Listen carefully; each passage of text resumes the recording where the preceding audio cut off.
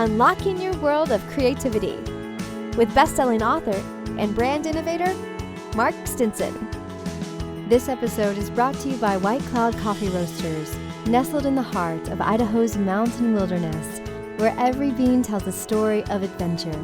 Discover the difference in their premium beans, meticulously roasted to capture the essence of the mountains. Now, listeners of our podcast can get an exclusive 10% discount. Just use the promo code CREATIVITY at checkout. Visit whitecloudcoffee.com and use the code CREATIVITY. Welcome back, friends, to our podcast, Your World of Creativity, where we travel around the globe talking to creative practitioners of all types about how they get inspired and how they organize ideas, and most of all, how we gain the confidence and the connections sometimes to launch our creative work out into the world. And today I'm so glad to be stamping our creative passports in Brisbane, Australia. And I'm talking with Kate Quinn and Emily Day, and their business is Bloom Art Experiences. Kate and Emily, welcome to the show. Thank you so much. And literally in the background, the vibrant, bright artwork I see as your backdrop. I feel that this is representing your personalities even. Is that your styles? Definitely. We both draw on color a lot. I would say my color is a bit earthier and Kate goes for really vibrant color. But yeah, we both find it really important. And I think with our backgrounds in our previous work lives, Kate being in social work and me being in architecture, they're both so different. But I think people's psychology or space and life and color, it's so important. Yeah. Teams behind us are Emily's works, but they're halfway through. So these are works in progress. It's work wall. And so this is where she'll be painting later today to finish things off. Yeah. Oh, fantastic. We've got a lot to cover. This idea of Bloom Workshop Experiences, I certainly want to learn about that and share with people how you started the business. You talked about your previous profession, so we'll get into that. And then how you're taking this going forward digitally and making a real business out of it. But I think maybe, Kate, to get us started, to describe what a Bloom Workshop Experience is, what's the feeling and what do you take participants through? A Bloom art experience is, in a nutshell, a one-day art class where you come to us and we teach you how to paint a simple floral still life. So that's the basics. The difference between a Bloom art experience and another art class that you might do, because there's lots of them out there, is that we created an art workshop that we would want to do. So we've been to lots of art classes ourselves before where the art might be good, but you get terrible coffee and you're in a horrible space and everything else, and the toilets are grubby. And we wanted to make an art class that felt very high quality in every aspect. So our in-person workshops that we run all around Australia, our criteria are that they have to be in a very beautiful and unique location, that the food and the wine and the coffee have to be good, that the space itself is very beautiful with lots of fresh flowers and gorgeous surroundings, and that everything from start to finish, the whole thing is an experience of very high quality. And I love this idea of flower farms and wineries and galleries. Like you said, the setting can be as creative as the actual art, can't it? Yes, the settings tend to be pretty magic, and we work really hard to find these unique settings, and then we travel quite long distances to get to them. For example, in January, we're going to Tasmania, which is at the very bottom of Australia, to a remote, tiny town, to a gorgeous old restored 100-year-old hotel where we'll be painting and going to our dahlia flower farm. And we'll be traveling all day to get there. It's quite remote. And we've been to lots of unique and unusual places like that to make these really magical, immersive art workshops. And we work really closely with the host as well. So it becomes, Bloom pops up in this beautiful, unique location and we work with that host really closely. And they help us connect us with local businesses in the area because we want to showcase the local area as well.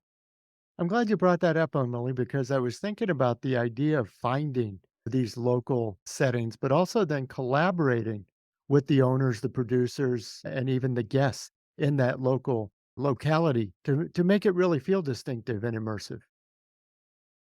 Definitely. And I think And that comes down to, yeah, the food, the wine. And I guess when you're going to flower farms and sort of wine regions and interesting places like that, there are lots of hospitality venues and small scale growers and people that get really excited by the fact that we're creating this immersive experience. So it does make it a little bit easier that those areas tend to have those sort of businesses that we can tap into.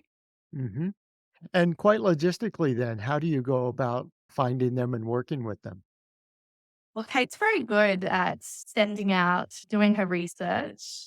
Both is So sometimes we'll get approached. Next year, we're going to a lime farm in Western Australia. It's a 6-hour flight from us, literally across the country, and then a 4-hour drive once we get off the flight to a lime farm that also operates as a wedding venue. So it's very spectacularly beautiful, natural scenery.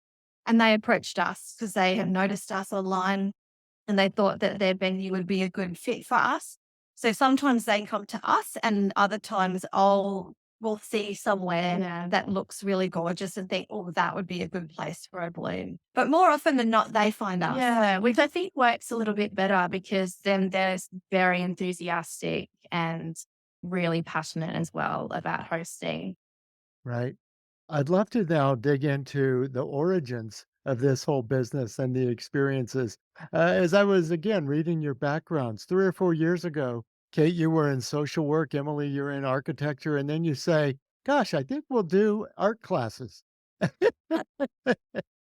Tell us about the evolution there. We fell into it a little bit. I had already been doing one-on-one art classes in my home. And so I had a little bit of teaching experience. And then a friend of mine who lives on a remote property in central Queensland, because in Australia, probably similar to maybe some parts of America, but in Australia, our space is huge and people have vast properties, and particularly women who want to do creative activities that live in these remote and regional properties have a lot of trouble accessing classes. So my friend asked if we would come to Rockhampton, which is the small regional town in central Queensland, and host a class. But I knew that I couldn't run a big class on my own. So I was friends with Emily at that stage, and we knew we had similar artistic styles. And I asked her to come with me. And my friend Claire, she had 3 days worth of classes filled in days. There was a huge appetite for country women to come to our classes because they're starved of creative outlets where they live. And some of them were driving for hours from their properties, their cattle stations, to come to do our art class. And when we saw the demand and there was so much appetite for it, that's when we thought, I think we have a business idea here. And so we met one day at a coffee shop and went, let's give it a name.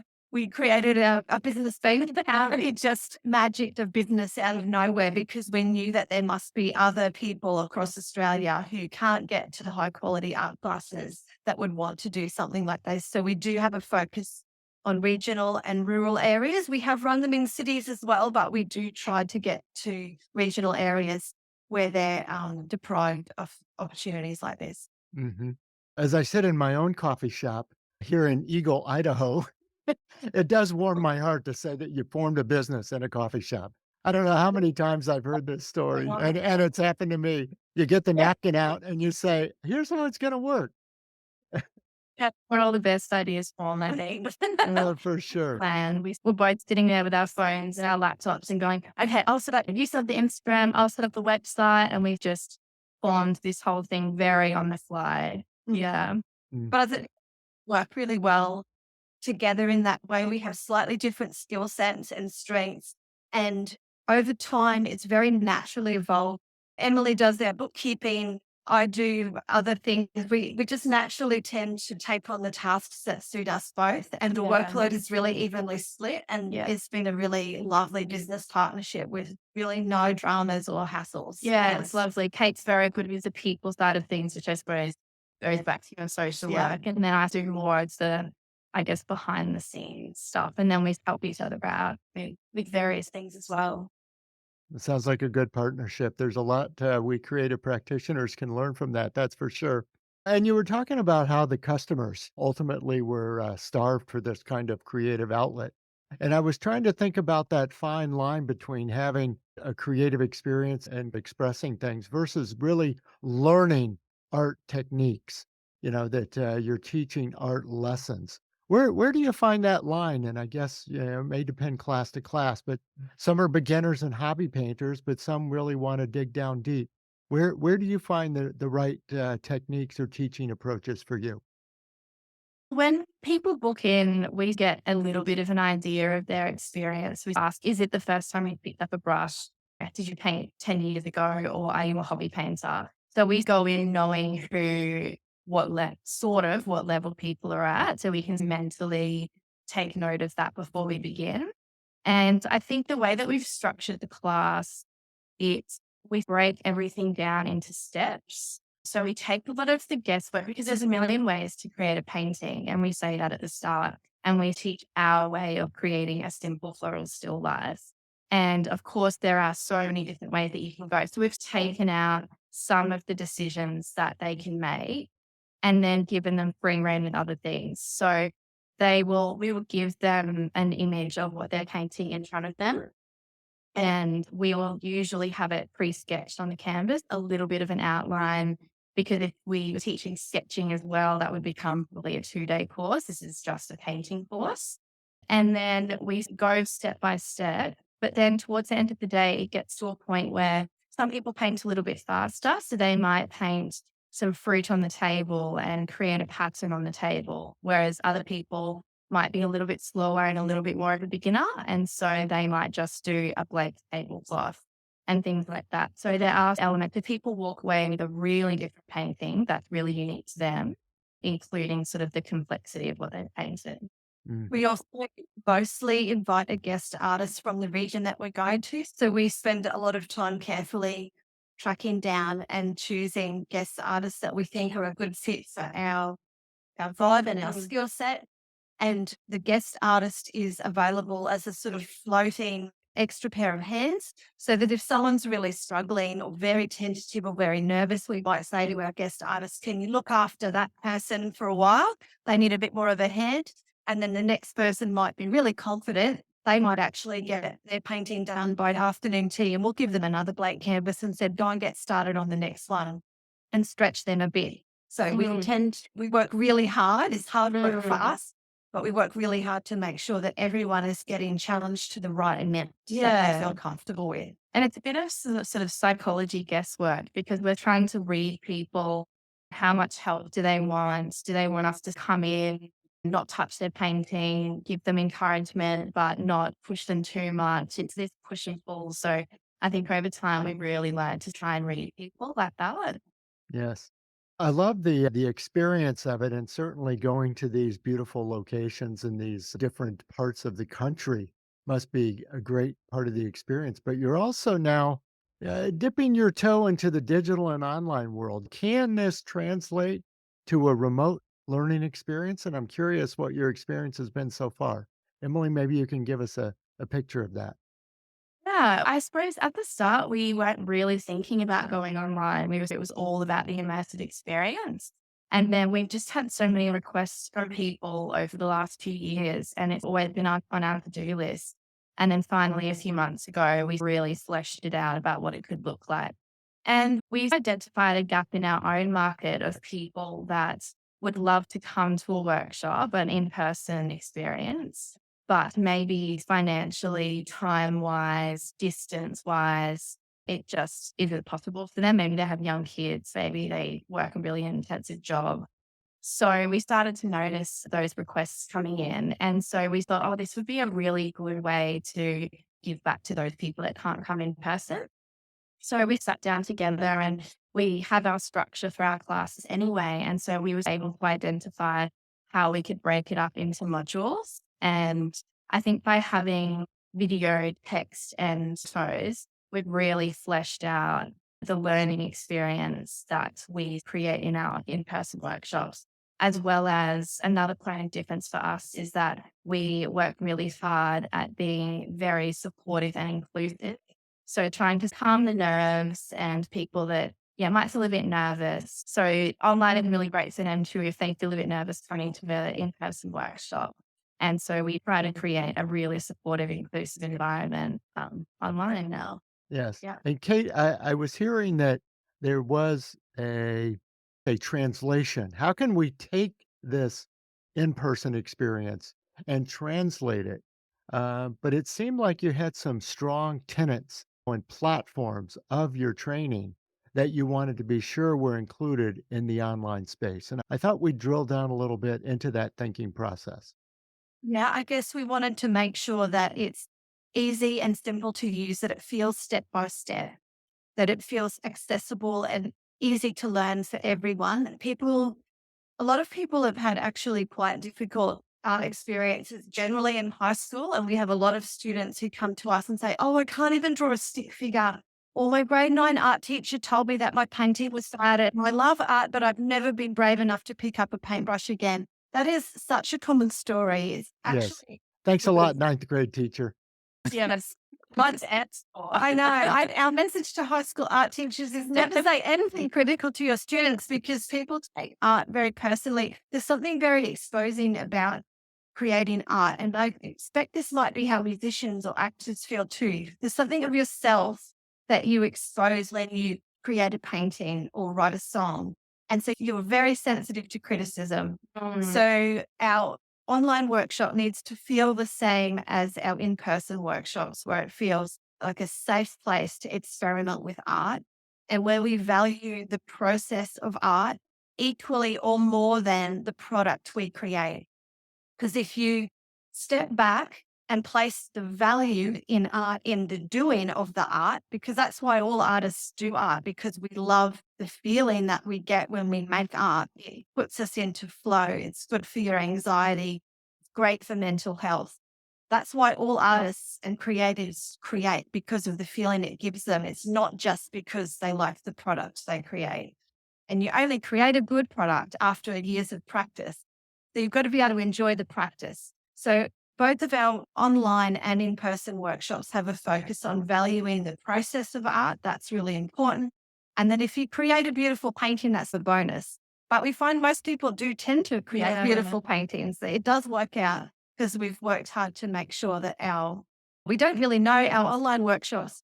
They're about to be released. So it's a brand new project for us. We haven't got feedback yet, but we've worked pretty hard to make sure that it's been professionally filmed and video edited. So it looks gorgeous, that we've got text explaining the video and other still photos and lots of different mediums to make people understand and showing them exactly how we would approach a painting from start to finish. Yeah. And also by shooting it in our own. So because Kate works in oils primarily and I work in acrylics primarily. So that's another sort of point of difference. In our in-person classes, we split them into two.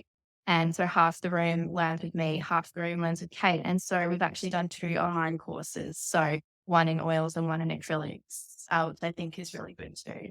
It's exciting to see that unfold. I can't wait for you to come back and tell us how it's going. I think this is the business side of the discussion I didn't want to leave without talking about. And that is, it's one thing a couple of years ago, you say, hey, we're really creative. Let's start a business. And it's another to sustain it, keep it growing, make sure that it's profitable and so forth. And I'd love for you to be able to share with our listeners who may be in the same place. What kind of challenges and rewards have you felt from a business standpoint?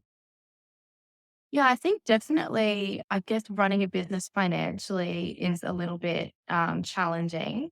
I think for us, we don't have these huge outlays. We're not an e-commerce business or anything like that. We don't have this huge outlay of sort of cash to buy products and overhead. Like our overheads are quite low. So we just need to maintain a bit of a cash flow when it comes to, okay, we've planned, say, an event and we've got to pay, got the money from our participants and then we've got to pay everyone. And we're also managing multiple events and paying people at multiple times. But yeah, I suppose a lot of spreadsheets. So we really go through and each event has its own spreadsheet and we really track the costings as we go to know that.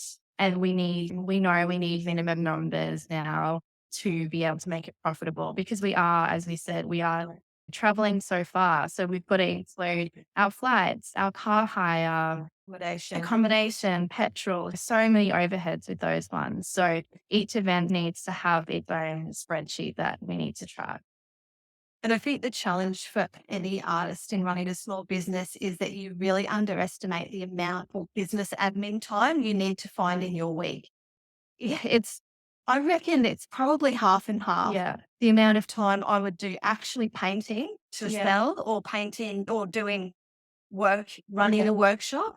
And then a huge amount of my week is devoted to business admin, either on our individual art practices, because we both run our own art businesses, or Bloom Art Experiences business admin. Like, for example, in the online course, we've spent months, countless hours preparing, writing, filming, editing this course that we hope will pay off for us financially. It is a bit of a gamble, but you need to somehow account for that. And I think maybe that's where a lot of creatives get unstuck in running a business, is that the amount of business knowledge and acumen and time you need to run a creative small business is quite huge. Yeah. Last week I painted once for 3 hours. The rest is a whole admin. And that was a bit unusual because we were getting the online course set up, but it is really big. And I suppose for us personally, it works because I'm assuming for you, but definitely for me, I really enjoy using both sides of my brain. Some people say, oh, why don't you just outsource this? And then you can just spend 100% of your time painting. And that sounds nice, but actually for me personally, I need that sort of downtime of using my brain and problem solving and working with numbers and things like that, to then go, okay, I'm ready to go back painting now. And you're constantly thinking about your painting, and you're thinking about our workshops and what we can do and brainstorming. But then jumping between the sides of the brain is actually quite good. Yes. And speak to the listeners out there. You talked about the tentative nature of creativity, but now the tentative nature of going into business. There's somebody listening right now who says, everyone has told me I should make this a business. But they're holding back, maybe for those admin reasons, maybe for the investment reasons, who knows? But give us a word of encouragement to make that leap from that old profession to the new creative world. I think first up, really listening to yourself and listening to that gut feeling. If you know that it's a good idea and you feel deep in your bones that you need to be doing this, I think you'll always find a way. You should try and find a way. There's a lot of noise out there to say, don't do this, why I'm doing this. If we had listened to people's opinions on if we should have transitioned to artists and a workshop business, we might not be here. So I think, listening to your sort of intuition about that. And I think for me, doing a taper was a good way. So I was working part-time as a social worker and painting part-time. And over a couple of years, I dropped my days in social work and increased my days painting until I reached a critical crossover point where I knew that I could plan to match my social work income. And then I took 12 months unpaid leave from work with the option of going back. And so I had that safety net. And then during that time, I resigned because I knew that it was going to work out. But that sort of taper gave me a bit of a safety net. And I also, it was just when you asked that question, I was thinking about sometimes when you're starting out, you look at people who are a few years down the track and it looks overwhelming at all the stuff they've done and all the things that they've achieved and got together. And you have to remember that none of this happens in one day. All of these things that we've done, from building the website to growing our Instagram to getting our accountant, all the things, they all are step-by-step things. So at the start, we have none of this. And week by week and month by month, we've added different things and built on things. And it's a slow game and it won't happen overnight. So I think my advice would be to just start with one thing. Maybe create your art Instagram account. And at the start, you'll have 5 followers. And then just keep building it. Every week, set yourself a task for one other small thing you could do to build your business. Maybe start with a free website. And just start small and keep building. And in a year or two, you'll look back and see how far you've got. Yeah. And I think also call in your village. So if you've got this idea and you're not sure how to get it off the ground, if you've got a friend who is an accountant or a friend who has a business background, just ask if they can have a coffee, and they might be in a completely different field, but they just might be able to, I don't know, give you ideas or processes or structures or things like that that might make your life a lot easier. Because I think it's definitely about working smarter, not harder, especially if it's a side project or a secondary project, like a secondary business. I think there are some things that are worth, creating so really some structures and systems around, so you're not spending all of your time doing the same things every week. Very Very good. good. Very good. Great insight from practical experience, it sounds like, too. This is real life. Yeah, it is. I love that. Before we get too far here, Kate, maybe tell us where we can connect with you guys and learn more about these experiences and now this new online offering. So everything Bloom is on our website, which is bloomartexperiences.com. We also have an Instagram, which is bloom_art_experiences on Instagram and Facebook. So on both of those platforms, you can find links to everything. So you can find our in-person Bloom Art Experiences, Bloom Online, which is our digital course, which you can do anywhere in the world. As long as you have a smartphone or a laptop, anyone can do it. We also developed some art kits that are complementary to the online course. So if you live on a cattle station in Western Australia and you can't get to the art shop, or maybe you go to the art shop and you're completely overwhelmed by the amount of materials and you don't know what to choose, we've packaged together everything that you would need to create the painting that complements the online course, and we can just post it to you. All of those things you can find on our website and social media. And we also have a sort of private Facebook group as well. So anyone who's done in-person workshop, and then anyone who will do the online course, then can also join into our Facebook group. And that's just our way of extending our community past the workshops. And people post, oh, this is what I'm working on this week, and how do you think I could do it differently next time? And everyone encourages each other, and we're building that now. So it's also a lovely community. Sounds like something great to tap into. Well, Kate Quinn and Emily Day, Bloom Art Experiences, have been my guests. What a terrific conversation. I really enjoyed getting to know both of you and your work. Thank you so much for having us. Thank We you, really Mel. enjoyed. Yes, indeed. Kate and Emily have really brought us a dynamic and insightful conversation about creativity, but also dedication to starting and building a business. And I love this twist of community, both building the community in classes, but also building your community to help support your business. It's a really important facet for all of us creatives to tap into. So thanks again, ladies. Thank you so much. And also want to thank our sponsor. We've been talking a lot about a good cup of coffee. Our sponsor is White Cloud Coffee Roasters.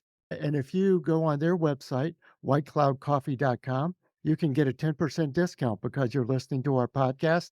Just use the code creativity at checkout. Again, that's whitecloudcoffee.com for your next coffee order. All artists need a lot of coffee. Oh, lots of coffee, for sure. Listeners, come back again next time. We'll continue our around the world travels. We'll be talking to more creative practitioners about how we get inspired, how we organize ideas, and most of all, how we gain the confidence and the connections to launch our work out into the world. So until then, I'm Mark Stinson, and we'll keep unlocking your world of creativity. We'll see you next time.